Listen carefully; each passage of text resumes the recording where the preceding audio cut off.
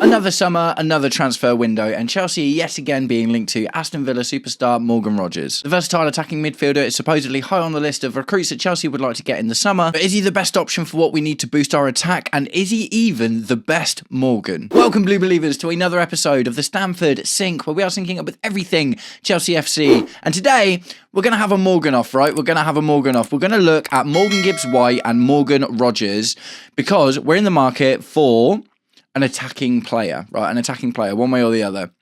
Now, the news that we're hearing is we want a versatile guy that can play on the left. So Morgan Rogers kind of fits more into that category than Morgan Gibbs-White does. But just from talking to a lot of you guys in my comments and some friend content creators of mine, Morgan Gibbs-White just seems like an absolutely fantastic option, doesn't he? So this video is going to serve two purposes. The first thing it's going to do is have a look at whether Morgan Rogers is actually the best Morgan that we could have in the Chelsea team this season. And the second thing it's going to do is try and figure out if not taking Morgan Gibbs-White to the World Cup was actually the right decision by Tommy Tuchel. So let's just get into it. And as ever with these big comparisons, we're going to start with the heat maps. And here you can see, plain as day, Morgan Gibbs-White at the top, who played centre attacking midfield in all of his games last season, and Morgan Rogers, who played either left wing or centre attacking midfield. So the first thing that you can see is Morgan Gibbs-White's concentrated areas of red are much more spread across the attacking front line, whereas Morgan Rogers heavily seems to favour the left. Now, this is interesting in itself for a couple of reasons. So, A, it makes sense because Morgan Gibbs-White was always starting in the centre attack. He was drifting out left, he was drifting out right,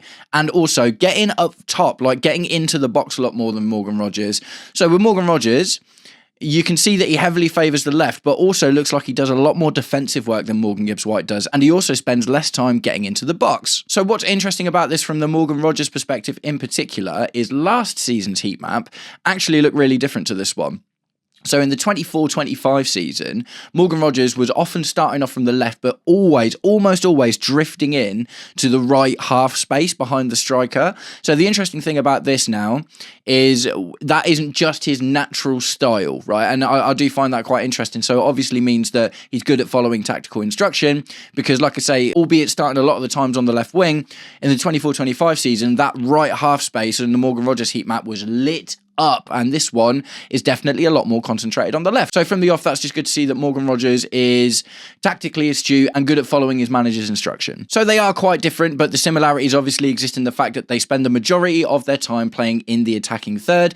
Like I say, I think the biggest difference between the two of them from an attacking sense is Morgan Gibbs-White has much more concentrated areas of red in the penalty box, right? Like literally going for goal, whereas Morgan Rogers definitely favours floating out to the left and doing a lot of defensive work in that left side as well. To be fair to Morgan Gibbs-White, he is spending time defending in that right side of the defensive half, but that doesn't seem to be quite as much as Morgan Rogers. So, and that already is interesting just from the conversation that's being had, because Morgan Gibbs-White is a bit more of a warrior and a bruiser, but by the looks of things, as far as the tactics go, Morgan Rogers, and that's probably largely because he was on left wing as well, Morgan Rogers is spending more time in the defensive half. So either way, it looks like you're not exactly getting a slouch with either of them. But in terms of defensive solidity and being willing to get back and do the dirty work, Morgan Rogers comes out on top in that one. And it's subtle, but you can also see that Morgan Rogers, in general in the defensive third, is those little patches of yellow are a lot more spread out. So instantly it looks like Morgan Gibbs-White is a very, very, very attack-focused player. Like I say, he's getting into the penalty box, he's trying to score. Morgan Rogers is spending most of his time in that left attacking half space, but also doing a reasonable amount of defensive duties. So these aren't so different that you couldn't imagine either player working in the team at the moment.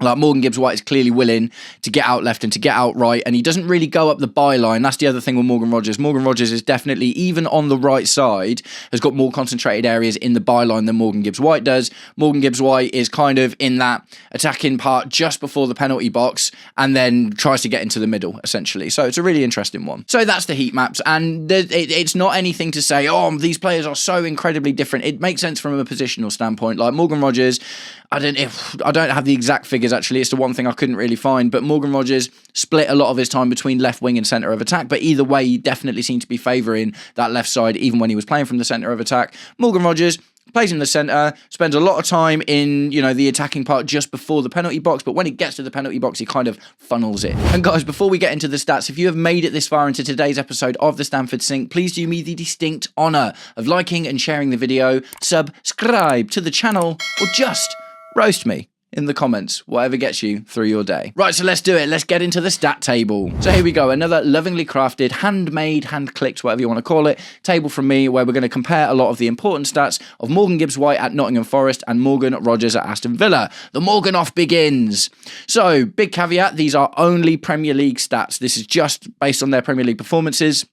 I know both of them were in some sort of European competition as well, but just to try and keep it all concise and whatever, we're just going to look at league stats. And at the end of the day, I think 37 games, which is what they both featured in, is enough to get an idea of how they would play. So some arbitrary stats to begin with. We're going to look at age and height. Morgan Gibbs-White at the time of writing is 26 years old and 5'6". So relatively diminutive player.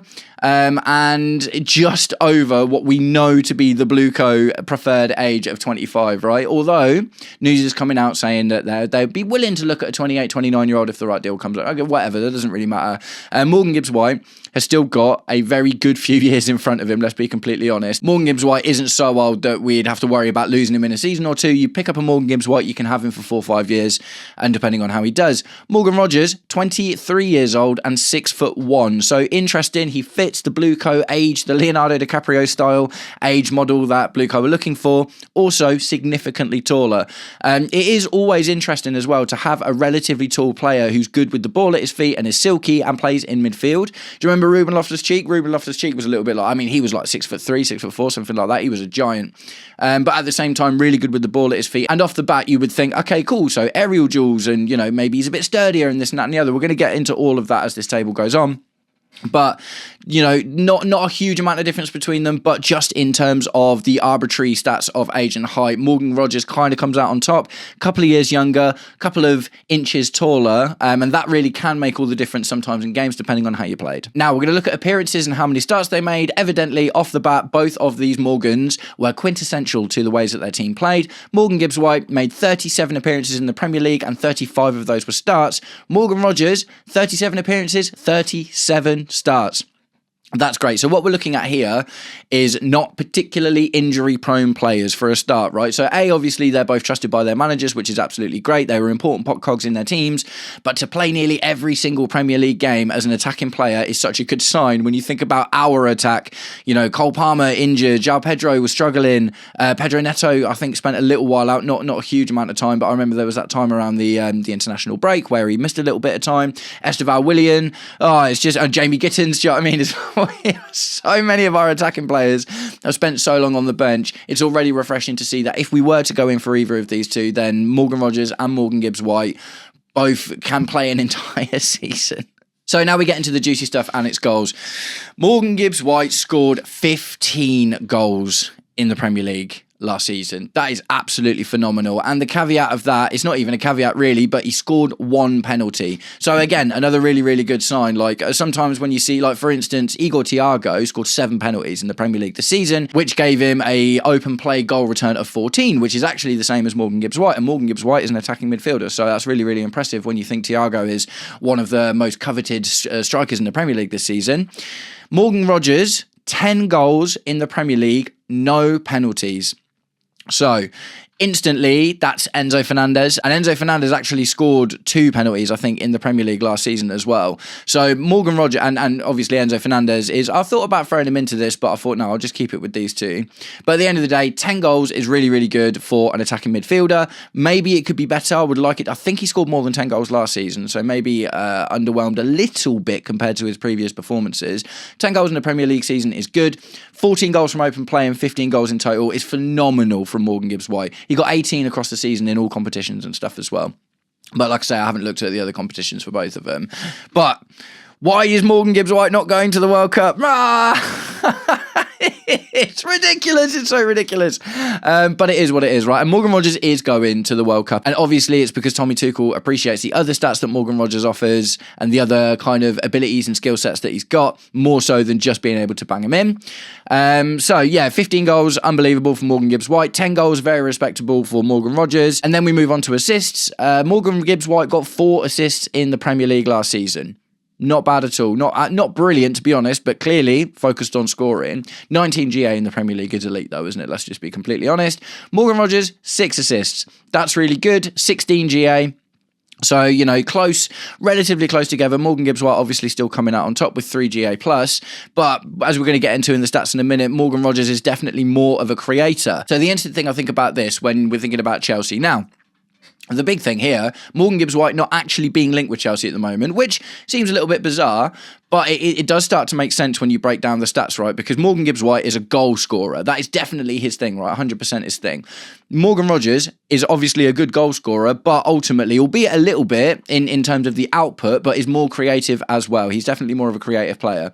So if we do go for the 3 at the back, which I am starting to expect, to be honest, and we can play the 2 dual 10s, right? Morgan Gibbs White and Cole Palmer, both goal scorers. On his absolute best day, Cole Palmer is one of the best goal scorers in the Premier League. Morgan Rogers, less of a goal scorer, more of a creator. Like I say, we're going to flesh out those stats in a minute.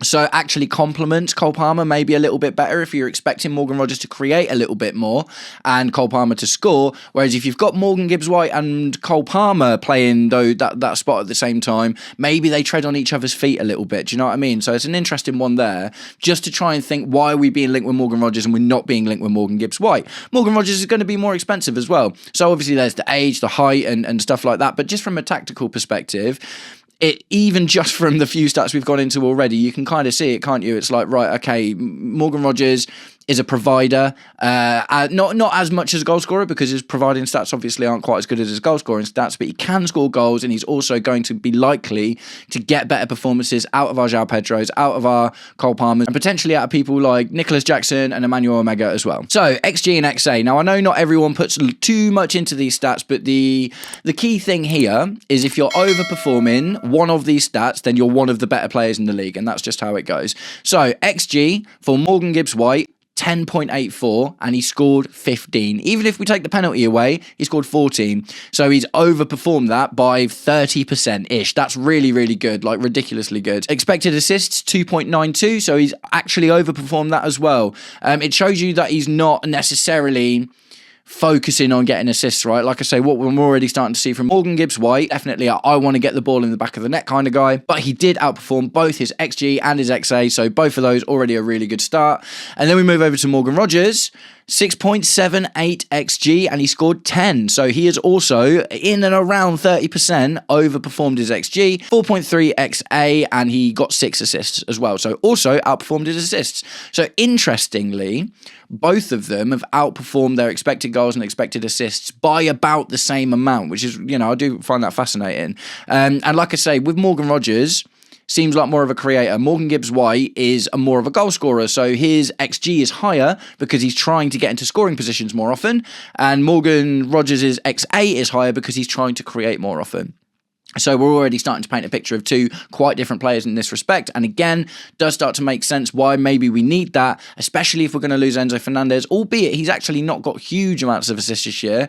Someone like Morgan Rogers is something we don't really have in our attacking lineup right now. So that is their output and expected output for their respective seasons.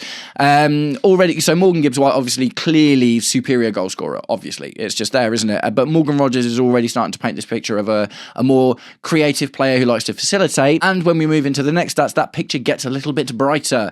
Big chances created. So this is like trying to put it on a plate for a teammate, right? Morgan Gibbs White, 5 big chances created, which isn't a huge amount throughout an entire season for an attacking midfielder. And then we move over to Morgan Rogers and it's 13. So that is 13 big chances created, and that cements the picture. The two different players that we're looking at here. Morgan Rogers, 100%, is generally looking to be a creative player, and the fact that his goal scoring stats are as high as they are is actually a really, really good sign. So that's a huge difference, right? And like I say, that's so telling in terms of the kind of players that we're looking at here. Then we get to big chances missed, and this is another interesting one, but it does make sense again, and it just continues to paint the picture of the context. Morgan Gibbs White missed 10 big chances, so that is when he was on the receiving end of a big chance, but failed to put it away. Morgan Rogers only missed 4. So instantly you'd look at that and go, Morgan Rogers only missed 4 big chances. That's amazing. But also, you look at the XG and the amount of goals that Morgan Gibbs White has scored. He's missing more chances because he's getting more chances. And again, this just continues to paint the picture of Gibbs White being a player who's looking to score goals and Morgan Rogers being a player who's looking to create them. And also, think about the difference in their league positions, right? Obviously, Aston Villa finished 4th, which is really, really good. So it was working for them. Morgan Gibbs White was the best player in a team that spent most of the season battling relegation. So yeah, like I say, 4 big chances missed for Morgan Rogers just means that he's not getting on the end of as many of those big chances because people aren't always necessarily looking for him to score goals. And he himself is the facilitator. But with Morgan Gibbs White missing 10 big chances, that seems bad because the number's so much bigger, but it actually just makes sense in context because he's always trying to score. So that's the chance stuff. Let's just look at the pass completion, and this I found again particularly interesting. So Morgan Gibbs White pass completion across the season is 81.4%. 4 in 5 passes reaching their intended target. That's really good. Then we move over to Aston Villa. Morgan Rogers, 75.1%. And again, it's the same sort of thing as the big chances created and big chances missed. Contextually, it makes sense. Morgan Gibbs White is attempting less passes than Morgan Rogers is. And Morgan Rogers is, because he's a facilitator, he's not getting as many of them on target to where they're expected to go because he's making so many more of them. Now, truth be told, you wanted that to be in the 80% for Morgan Rogers, right? So maybe that changes with a Cole Palmer and a João Pedro and those kind of people around him, but ultimately you would like to see a slightly better pass completion percentage from Morgan Rogers. Morgan Gibbs White, it seems infinitesimal, doesn't it? It's like 6%, but it does make a difference when it comes down to it. But again, Morgan Gibbs White will be making a lot less passes because generally he's trying to get on the end of the ball and score goals. So next up we move to long balls per 90 and their percentage of completion, 1.1 per game. So Morgan Gibbs White is attempting 1.1 roughly long balls per game with a completion rate of 56%, and Morgan Rogers is attempting 1 long ball per game with a completion of 60%. So again, it just feeds into the facilitator kind of thing. They're both trying in and around the same amount of long balls. Morgan Rogers very slightly better at it than Morgan Gibbs White is. Then we move on to dribbles per 90 and the percentage completion. Another interesting one, and this one surprised me a little bit, 0.8 dribbles attempted per 90 for Morgan Gibbs White with a 47.6% completion rate. So not even barely attempting 1 dribble per game, but across the season, almost half of them are coming off, which is good. So, and it's a weird switch when we get into Morgan Rogers here because he attempts literally 1.1 dribbles per 90, so a little bit more attempted than Morgan Gibbs White, but he's actually only managing in and around 1 in 3 of those. So although he's trying it a little bit more than Morgan Gibbs White is, he actually is not really spending that much time getting it right. I guess this doesn't make a huge difference if we do end up playing the 2-10 thing, right? Because they'll be quite close to the striker a lot of the time anyway, and a lot of the dribble stats will be coming from our deep line midfielders and our wing backs if we do the 3 at the back. So we move on to possession loss per 90. Morgan Gibbs White loses possession about 11-12 times a game, and Morgan Rogers 16.7 times a game. So again, Morgan Rogers seems like worse in this respect, but also what it does is just paint the picture. The more you try to do something, the more likely it is to go wrong. We've seen that in a few of these. Morgan Gibbs White, for instance, he's got a higher XG, and he's missed more big chances because he's trying to get into more scoring positions.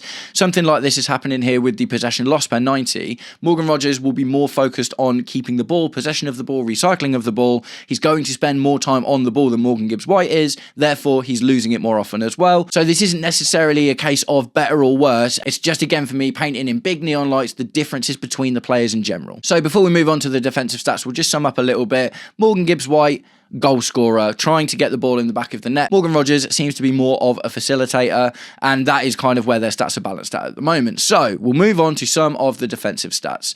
Ground duels per 90 and percentage completion. Morgan Gibbs White is getting into 2.4 ground duels per 90 and winning 43% of them, which isn't bad.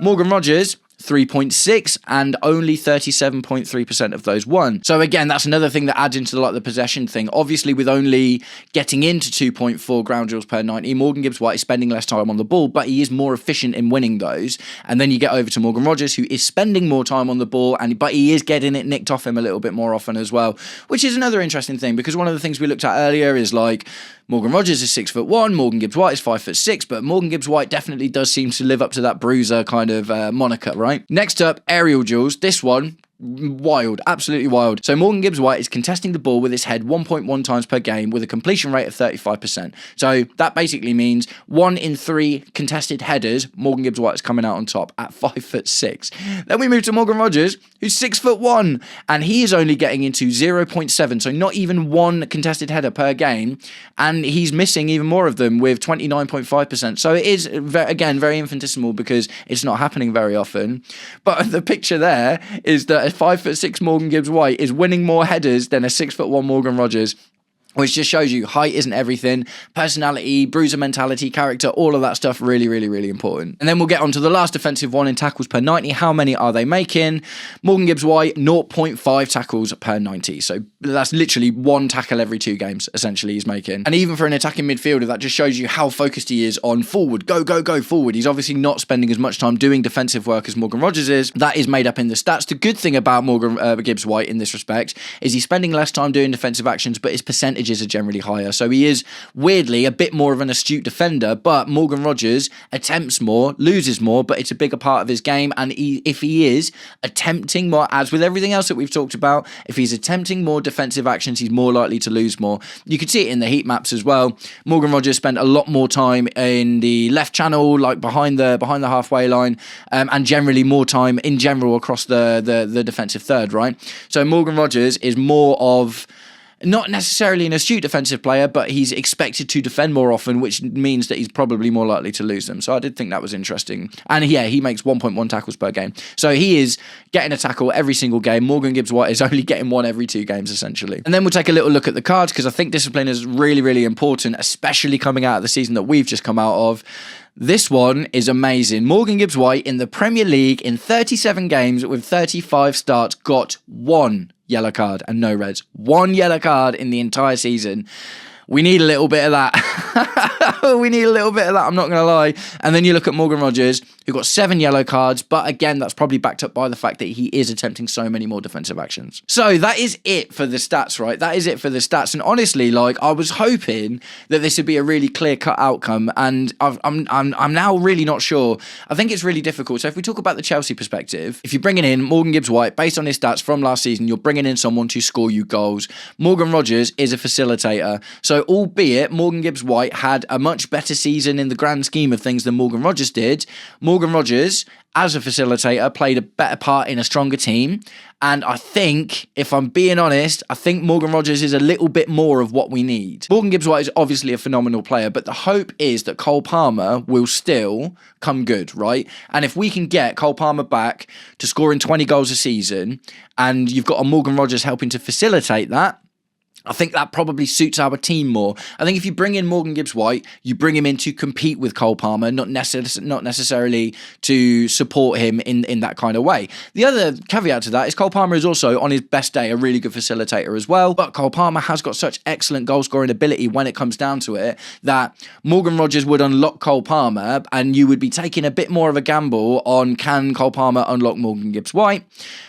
So yeah, that's kind of where I'm falling now. Like, despite I love Morgan Gibbs-White and he is a phenomenal player, excellent goal scorer, he's had such a good season, I've kind of been pro Rogers for a lot of this, and looking through all of these stats, it's not an absolute given either way, right? You know, it could be the case of we need to bring in a Morgan Gibbs-White to challenge Cole Palmer, but I think Rogers does that as well. And this is the thing, Rogers just hits a lot more of the whole picture. Do you know what I mean? It paints a lot more of the whole picture. He's a facilitator, which not only gets the best out of Cole Palmer, but potentially out of the likes of João Pedro, Esteval Willian, and any other attackers we may or may not bring in. Morgan Gibbs-White just comes in to score goals. So the burden of facilitating falls to someone else, which could be Cole Palmer, could be someone else, but ultimately we've got lots of attacking players that want to score goals, and we need someone to get the ball to them rather than bring in someone that we want to get the ball to. There's the other caveats as well, like the Blue Coast stuff, like Morgan Rogers is a little bit younger. He is taller, but apparently that doesn't make a difference. And one thing I was really impressed with here was the aerial duel percentage won by Morgan Gibbs-White here. Really, really impressive.